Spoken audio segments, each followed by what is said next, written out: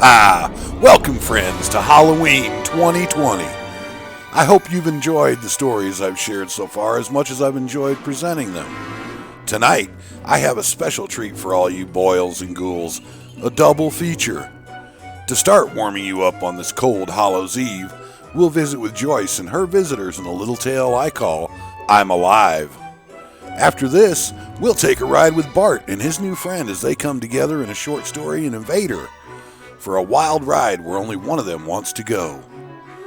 If you like these stories, please give me a thumbs up and maybe even leave a comment or subscribe. I'm always interested in discussions about writing. Now, it's time to kick back with your favorite snacks and remember, once upon a time they lived happily ever after. Then the sun went down, and I began to write. It was a warm summer night with lightning bugs dancing over the grass to the sounds of crickets calling. But Joyce hardly noticed. She was skinny dipping in the river by her house with Lonnie, the boy who had just moved into the ranch up the road with his family. As they came together, he kissed her and started to touch her tenderly. She felt herself becoming immersed in a flood of wonderful sensations when suddenly they were interrupted by flashing lights. Feeling her spirits fall, Joyce woke in a panic and looked around to see where the flashing lights were coming from. It looked as though a large helicopter was landing in the field by her house, and the noise was deafening. She rose from her bed, grabbing her robe, and went to the window. The lights were not flashing, though. It was only the downward movement of the aircraft and the light being broken by the branches of the tree outside her window that made it seem like they were. Looking out the window, she wondered what this nuisance was that had wakened her from such a sensual dream. As she watched, the aircraft took off again, and Joyce figured it must have been some kind of emergency landing of a helicopter from the army base nearby. She discarded her robe and returned to bed in hopes of recapturing the dream. As she drifted back to sleep, she wondered if her parents had noticed the landing. She was awakened again shortly by the sound of crashing glass and looked to her window. There was someone standing there in the shards of glass, and as she watched, another one dropped from the roof into her room. She tried to scream, but in her terror, no sound came out and she was helpless as they dragged her from her bed into the night. They carried her onto the roof above her bedroom, and she watched in horror as the ship came back out of the sky and hovered above her house. It was like no helicopter or aircraft she had ever seen. A long, clear tube emerged from the ship and settled around them. As the tube ascended back into the ship, Joyce looked down on her father's ranch and wondered why no one was trying to help her. Had they hurt her parents? Inside the ship, she was led into a chamber away from the tube, and even as she fought and kicked at them, they easily stripped her of the gown she was wearing. Someone else advanced from a darkened corner of the room, holding a syringe that was obviously meant for her. Again, she fought her captors, but it was useless. The syringe entered her arm, and she fell limp to the floor. Joyce sensed, rather than felt her body fall to the floor. Whatever they had given her rendered her totally helpless, numb, and immobile. Yet she remained acutely aware of everything that was going on around her. The depravity of external sensation was so great that she could not move her eyes nor tell if she was even breathing. She saw one of them lean over her and look into her eyes. He began to speak with a hissing voice. "Relax, child. We mean you no harm. We have immobilized you in order to keep you from hurting yourself or one of us in your fright." She saw a hand coming to her face.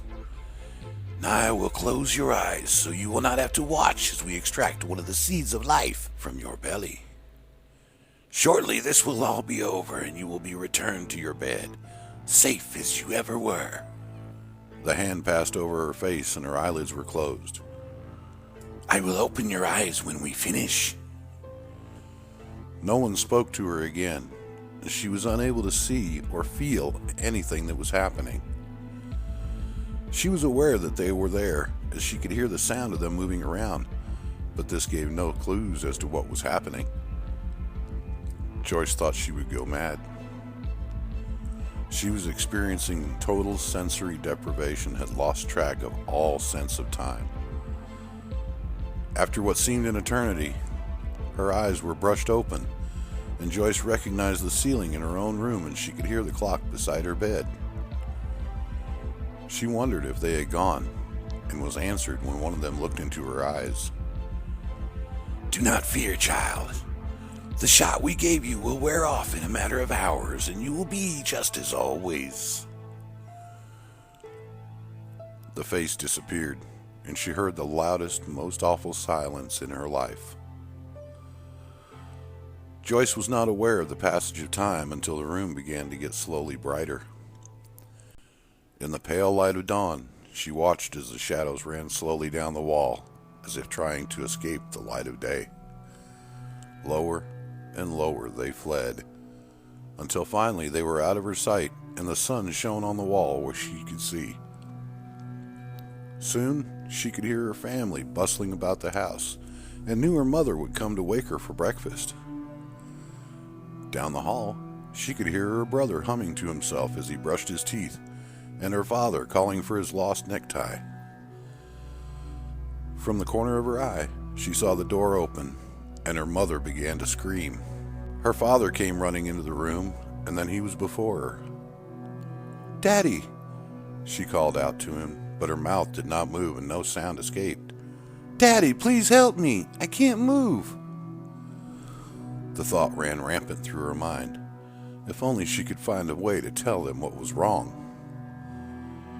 Her father sat on the bed, and she felt better. He always knew how to make her feel better.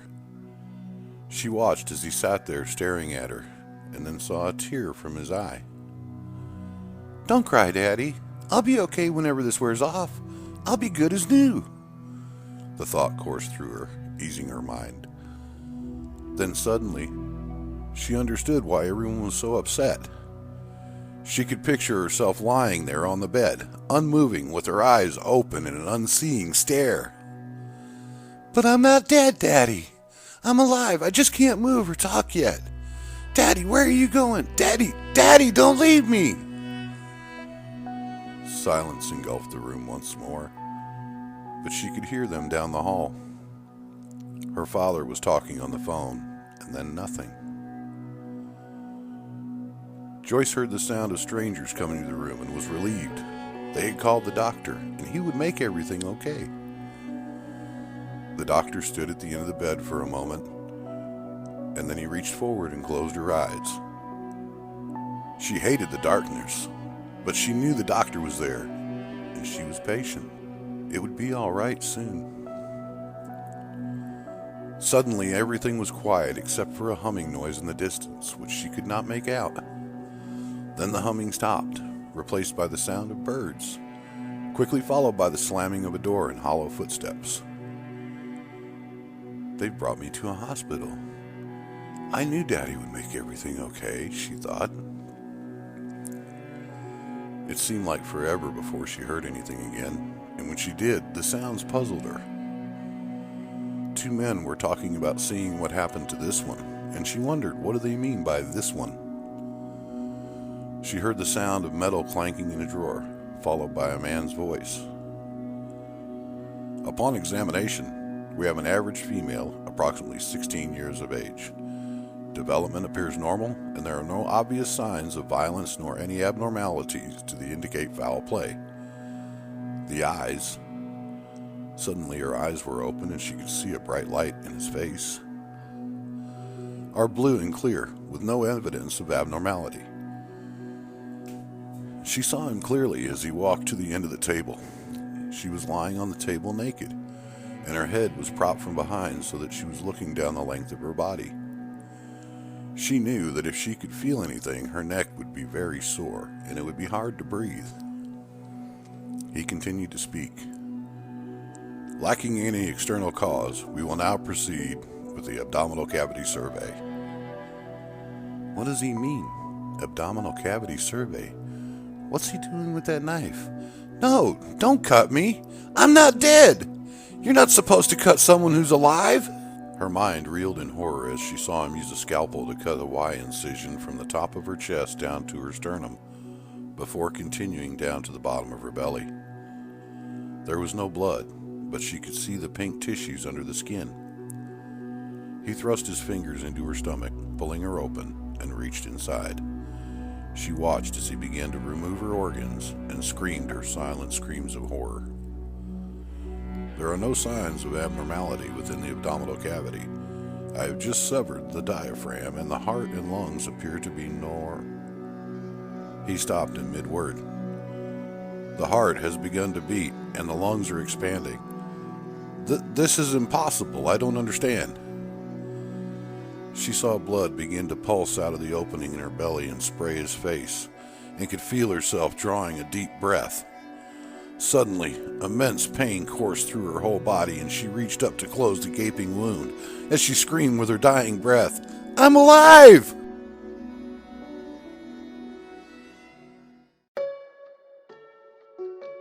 Bart dropped his girlfriend off at home after a very boring date. She hadn't even kissed him goodnight at the door before going inside, and this annoyed him. It was just before midnight on Friday, and he wanted some action. He was cruising down the back roads by the prison when he remembered that tonight there was going to be an execution. He wondered what things were like there. So he drove around to the main road that led by the prison, stopping across the street from the main parking area. Several small groups of people gathered in the prison parking lot carrying signs protesting the execution, and television vans had set up to gather the spectacle. He looked at his watch and saw that it was almost midnight. Apparently the crowd realized this too, as the chanting became louder and they began to try to storm the gates of the prison. Then, as quickly as it started, the crowd calmed down, and Bart saw them drop the signs as they trudged to their cars. On a tower near the gates, he could see a guard talking through a megaphone, so he lowered his window to hear what was said. "It's over, people. Go on home," the guard was repeating in a sullen, monotone voice.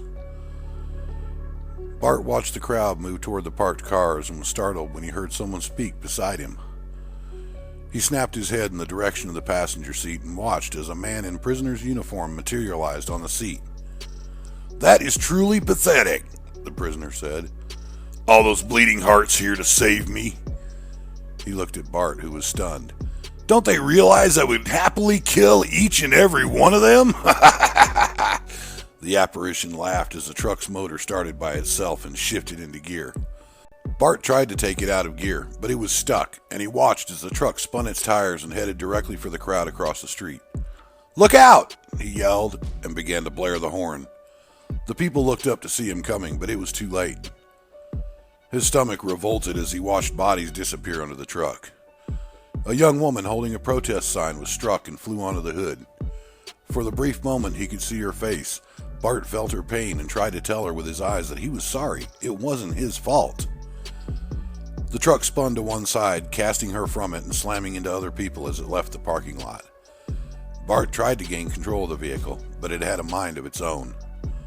He looked over to the passenger seat, and the prisoner there was laughing wildly and gazing at him with a look of pure evil. Bart was scared. He tried to open the door of the truck to escape, but he could not. Looking in the rearview mirror, he was horrified to see the mangled bodies left behind his truck. "Why are you doing this to me?" Bart screamed. "You're dead! Leave me alone!" The invader just laughed as the truck raced down the highway into the night with Bart at the steering wheel where he had no control. His mind was a blur of thought as he tried to explain what was happening to himself. He could not escape from this nightmare from which he had become trapped. The truck came to a stop in front of a department store, and Bart suddenly felt funny. He looked over to the passenger seat, but the prisoner was gone. "I'm right here," he heard himself say. "Now let's go have some real fun." Bart realized the prisoner had taken control of his body. He could see and hear everything around him, but when he tried to talk or control his movements, he could not. He climbed out of the truck and went into the store, heading for the sporting goods section. Once there, he watched his body pick up various guns from the display rack and sight along the barrels. He could not hear the prisoner, or even feel him, only watched the actions his body played out. In his mind, the prisoner spoke to him. "This one should do nicely." He was holding a semi-automatic shotgun and watched as his hands used the gun to break the glass case of ammunition and began to load the gun with buckshot. He knew the power of buckshot because he used it to hunt deer, and he prayed it would not be used on people. Walking across the store, he stalked the aisles looking for prey. In his mind, he could hear the lunatic laughing at the prisoner, but he could not stop what was happening. Suddenly, his head turned and he could see a man and woman walking down the aisle away from him. "Hold it, you two!" he heard himself say, and cringed within as they turned and the man was ripped to shreds by a blast from the shotgun. Blood and gore covered the woman beside him as he was flung down the aisle in his own blood, and she began to scream. "Aw, what's the matter, honey? Did I spoil your date?" he said as he fired a round into her face. He could hear someone on the public address system yelling for everyone to evacuate the store, and prayed that they would. He could not control what was happening, and this only increased his terror. He kept walking the aisles looking for victims. Just as he spotted a woman and child running across the store and resigned himself to witnessing their untimely deaths, someone behind him yelled, "Freeze, mister, or I swear to God I'll put holes in you." He turned to see an armed security guard pointing a gun at him. "Shoot," Bart thought. "Please, end this nightmare." His prayer was unanswered as the guard was punched back from the force of the shot which hit him. Turning to search for more targets, he saw a young girl running away. She was very pretty, and for some reason the lunatic inside him did not shoot. Instead, he watched as his hands grabbed a length of chain from a display and swung it around. The chain flew, spinning quickly down the aisle, skidding across the floor and tangled in her feet, bringing her down. She screamed and tried to regain her feet as the maniac closed in on her. He grabbed her by the hair and jerked her to her feet as he headed for the front door of the store and the night beyond, still carrying the gun and the length of chain. A concerned citizen was waiting outside the door with a pistol when they emerged and fired when they came into view. The shot missed, and before the man could fire again, he was ripped apart by a blast from the shotgun. Bart prayed for an end to this macabre killing spree and a safe escape for the girl, but he knew that was not to be. The maniac threw the girl into the truck and lashed her hands behind her with the chain before putting the seatbelt across her. As he climbed into the other side and drove away, Bart could feel the unending flow of evil from the crazed killer. They drove into the night with no pursuit while Bart thought of the consequences of this night. Surely he would be put to death for the crimes of his captor. Who would believe that he had been possessed by an executed convict? Still unable to gain control of his body, he could only writhe in disbelief in his mind as he watched the lunatic touch the girl. "You're a very pretty girl," he heard the lunatic saying. "I'm going to enjoy having you. It's been 10 long years since I had me a girl, but I think you can make up for it." The sun began to rise over the horizon, and Bart felt the lunatic starting to panic. He had to find someplace to hide away. Frantically looking around as they traveled, he spotted a small hay storage building a little ways back from the highway with no houses in sight. It was just a roof over stacks of hay with open walls, but Bart could feel the lunatic thinking that they could hide within the hay. The truck stopped on the side of the highway where the prisoner grabbed the girl and drug her across the field to the hay. He had been right. There was a small room-like enclosure within the walls made from hay and closed in on 3 sides. He threw the girl into this enclosure and began to pull down hay bales from the far end to shut them in. When he finished and felt somewhat secure, he turned his full attention back to the girl. She had not spoken up to this time, but instead had curled up inside herself, whimpering and crying. "What do you want from me?" she cried. "I'm only 17 and my daddy's going to come looking for me." She cringed back against the hay as he looked at her. "Well, he's just going to have to wait his turn, 'cause I got first dibs on you, sweet thing," he said cruelly as he began to rip her clothes off. She fought as hard as she could, but he merely slapped her hands away and finished taking her clothes. When he was finished, she lay there on the hay as God had made her, and even through his own horror, Bart found himself thinking that God had made her right. The maniac began to grope her body in a way that was not at all sensual. He was like an animal feeling for the softest place to bed down. She cried and begged, but it was no good. This maniac who had taken over his body would do with her as he pleased. Unable to stop the maniac in him, Bart tried to shut out the scenes before him as the maniac raped her and she screamed her protests of violation. When it was finally over, he tried to comprehend the magnitude of what he had witnessed and thought there could surely be no more horror left in this life. He was wrong. Somehow, inside his head, the maniac had sensed his thoughts and told him to prepare for more. With drool falling from his mouth upon the girl, he lowered his face to her. Bart wondered what could possibly be worse and screamed in his mind as the lunatic sunk his teeth into her tender white flesh. Bart could not escape what was happening. There was no way to scream or close his eyes as the lunatic bit harder and harder and started to shake his head from side to side, ripping flesh from the girl. She screamed for what seemed an eternity, and he was thankful when he saw her faint from the pain. The shaking stopped, and with one final pull, the lunatic tore a chunk of flesh from the girl. He began to chew as the blood dripped from his face onto her innocent pale white body. Bart saw the rips in her skin and the yellow fatty tissue beneath which quivered as she breathed. He could not come to grips with what he was seeing. How could anyone hurt another like this? Suddenly, he heard a voice behind him and prayed that he would be free of this monstrosity. The lunatic turned to look at the intruder, swallowing as he did, and Bart saw a gun pointed directly at his face. Apparently, the rancher had seen him come onto his property and come to investigate. At the sight of the bloody man before him, he was clearly repulsed, but fought to control his emotions. "Get away from that girl," he warned, waving the gun menacingly. "Wait your turn," the lunatic said flatly. Bart saw the man's finger tighten on the trigger. A flash erupted from the muzzle of the weapon, and he felt the bullet crash into his skull. His body was flung forcefully away from the girl as he heard the lunatic's scream of rage, and he thanked the Lord as darkness swallowed him.